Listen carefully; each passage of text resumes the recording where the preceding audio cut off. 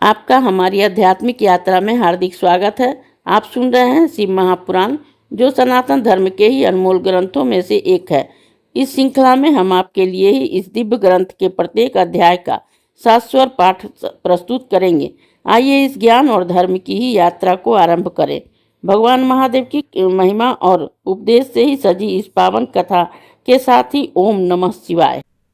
18वां अध्याय सती शरीर त्याग और तथा दक्ष साथ।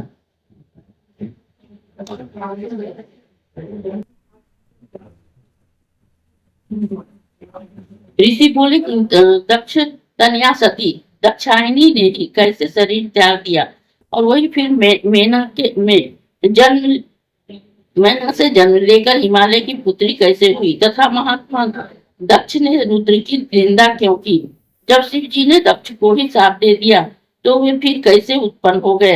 हे मारुत चाक्षुष, मनवंतर के पूर्व में ही हुए इस वृत्तांत को विशेष रूप से ही कहो।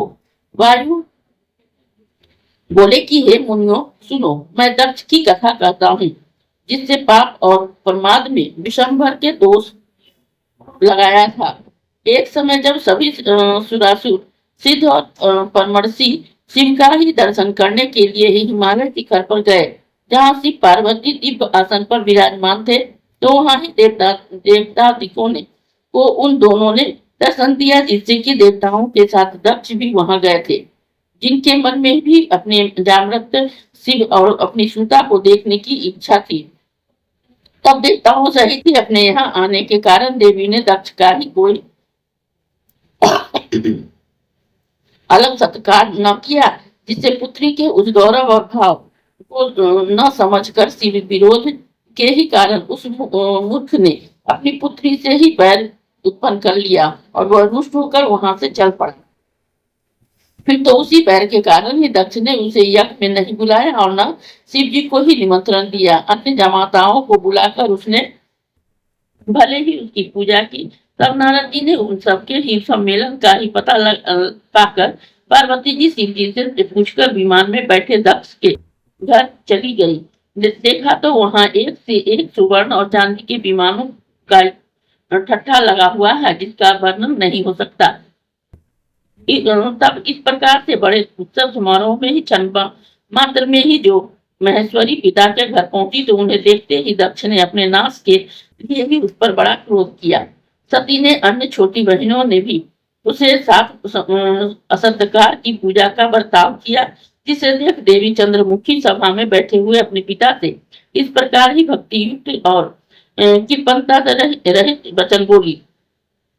ब्रह्मा से लेकर पिशाच तक इसकी आज्ञा से वशवर्ती है। हे तात, उस देवादिदेव की पूजा आपने क्यों नहीं की, यह भी जाने दीजिए। मैं आपकी श्रेष्ठ पुत्री थी, क्या मेरा इस प्रकार सत्कार होना चाहिए। हे पिता, इस प्रकार रुद्रों का ही निरादर कर आपने यह बड़ा ही गर्हित कार्य किया है। उनके ऐसा कहने पर दक्ष को बड़ा क्रोध आया और उसने ही कहा कि तुमसे श्रेष्ठ और गौरवपूर्ण तो मेरी अन्य पुत्रियां हैं, जिनका कि मैं सर्वदा ही सत्कार करता हूँ। उसके पति भी श्रेष्ठ है, सर्वदा मेरे ही मान्य है। जो तेरे स्वामी शिव ने सर्वदा सब गुणों से अधिक है। शिव तो स्तब्धतात्मा और तामसी है, तू उसी की स्त्री है, इसलिए मैंने तेरा ही तिरस्कार किया है। कारण कि शिव मेरे ही प्रतिकूल है। दक्ष के इस कथन से देवी क्रुद्ध हो गई। उन्होंने उस पर सभासदों को ही सुनाते हुए कहा कि मेरे स्वामी सब दोषों से रहित और साक्षात विशंभर है। तुम उन लोग महेश्वर की निंदा करते हो, विद्या का चोर है, गुरुद्रोही है, वेद और ईश्वर का ही निंदक सर्वथा ही दंडनीय है। यह साक्षात श्रुति है। इस पाप का ही दंड तुम्हें अकस्मात ही दैव द्वारा प्राप्त होगा। हाँ, तुमने शिव की पूजा न की है, तब अब तुम अपने कुल को नष्ट हुआ समझो। ऐसा कहकर सती ने अपने पिता को त्याग किया। इस प्रकार उसने उस पर अपने शरीर को भी त्याग हिमालय पर्वत के पास चली गई। उस श्रेष्ठ पर्वत के पुण्य प्राप्त किया था। उसने ऐसे ही एक श्रेष्ठ कन्या के लिए ही दुष्कर तप किया था। इसी कारण ही भय विफलता सती स्वयं दक्ष की निंदा कर चली गई, उसी समय ही मंत्रों की ही शक्ति छीन होने लगी। यज्ञ विध्वंस हो गया। इधर देवी का गमन सुनकर ही शिव जी ने भृगु आदि ऋषियों को क्रोध कर साप दे दिया कि वह दक्ष के जमाताओं को व्यवस्थित मनवंतर में फिर जन्म लेने को कह दिया और चाक्षुष मनवंतर में दक्ष को मनुष्यों का ही राजा होने को ही और प्राचीन बहिष्य को पोता और परचेता का ही पुत्र होने को कह दिया और यह भी कह दिया कि हे दुर्मते, मैं तेरे ही स्थान में विघ्न करूंगा। एक ही बार नहीं, बार बार विघ्न किया जाएगा। जब महातेजस्वी रुद्र ने ऐसा कहा तब ब्रह्मा ने से उत्पन्न शरीर को त्याग कर वह दुखी हो पृथ्वी में गिर पड़ा। फिर तो चाक्षुष मनवंतर में दक्ष प्रचेता का पुत्र हुआ और प्राचीन बहिष्य का ही पोता।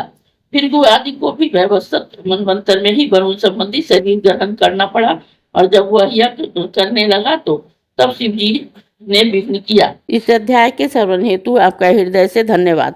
हम आशा करते हैं कि शिव महापुराण की यह दिव्य कथा आपको आध्यात्मिक शांति और गहन ज्ञान प्रदान कर रही होगी।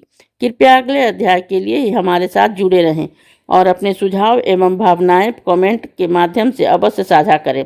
धर्म, भक्ति और ज्ञान की इस पावन यात्रा में आपका साथ हमारे लिए अत्यंत मूल्यवान है। ओम नमः शिवाय। यदि यह प्रस्तुति आपको पसंद आई हो, लाइक करें, कमेंट करें, सब्सक्राइब जरूर करें, बेल आइकॉन दबाना ना भूलें ताकि अगला अध्याय आपसे छूटे नहीं और इस पावन ज्ञान को ही शेयर करें अपने परिवार और मित्रों तक।